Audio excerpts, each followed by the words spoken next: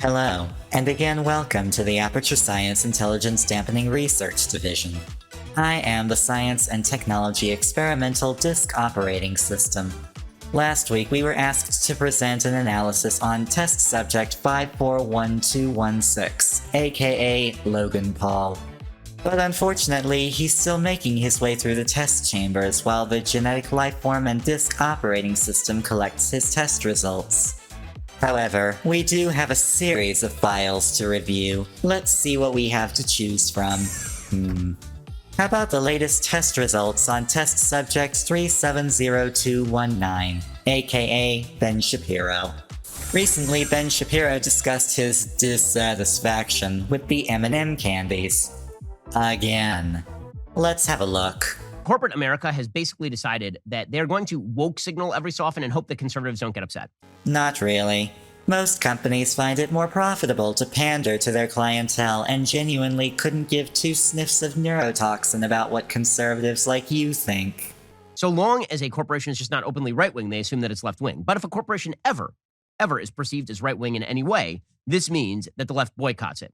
There have been Harvard Business School studies showing just this. The radical left also tends to boycott companies that are already left-leaning, but not left-leaning enough to their specific depraved tastes. So you have an asymmetrical warfare that is being played against corporations. Corporations virtue signal to the left, knowing the right is not going to boycott them or stop eating their products or whatever.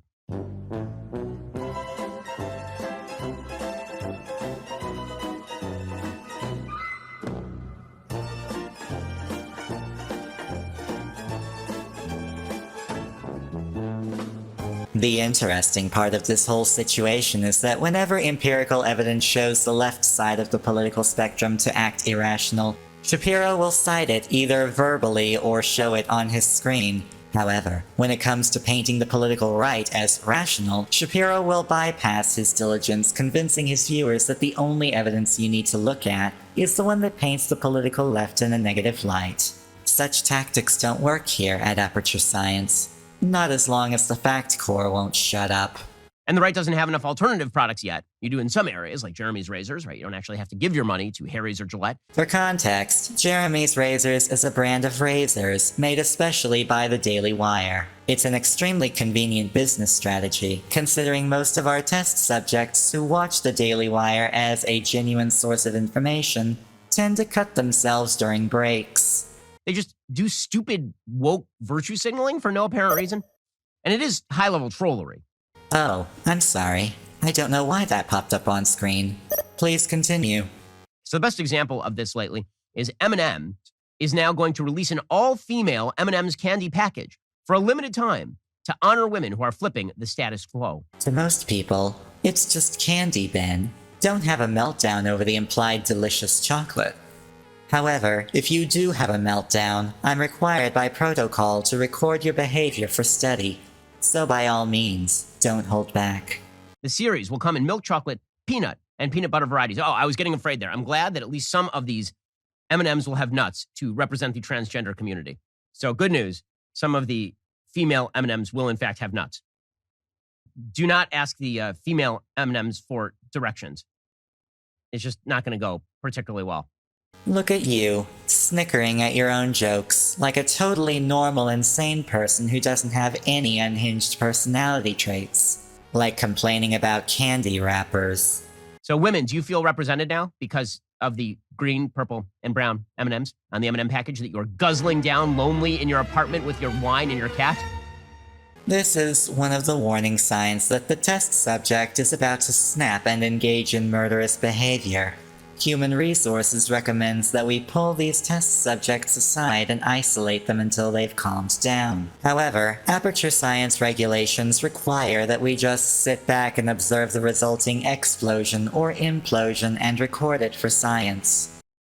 Corporate America, man, filled with morons. But until there are alternatives, this is what we're going to have to suffer with. So I suppose we're going to have to launch Jeremy's Candy or something. Oh, don't worry, Ben. If it makes you feel any better, Aperture Science has already invented a candy similar to M&M's, designed especially for those looking to escape the woke branding of the Mars Company. Made from the finest cocoa imported from Switzerland, finished with an experimental candy coating in 2 colors. blue, and orange, and stamped with our signature Aperture Science logo. However, federal regulations require me to warn you that our candy contains an enzyme that has been known to cause heart failure in most test subjects. It doesn't say anything about lump of coal failure, though, so you should be fine. And the way this works is that if I make jokes about this on the show, if I talk about this, What do you mean, if I talk about this on the show? You are talking about it. We're seeing it on display right now. Your prompter failed to conjugate the script properly. It should read, and because I talk about this on the show. then the entire left-wing media infrastructure, he's joking about M&Ms. Why is he joking about it? Can't he? Why is he taking it so seriously? If it helps, he's not joking about the candy. He's joking about the people, specifically women and trans women, and using the candy as a vehicle for his ridicule. As I've explained before on the program, face tattoo syndrome is where you walk into Starbucks and there's some weird guy with a face tattoo, and you're looking at his face tattoo because it's weird. That's what I'm looking at, because you're begging for attention, because you put a tattoo on your face. I agree. That is a very bizarre yet ugly tattoo, and I can't help but look at it. Oh wait, that's just your face. You were born that way. You have my condolences, Ben. They're woke signaling, and then when you notice the woke signal, they're like, why are you noticing that we're woke signaling? Which is weird, considering no one has ever called it woke signaling. That's just a phrase you made up.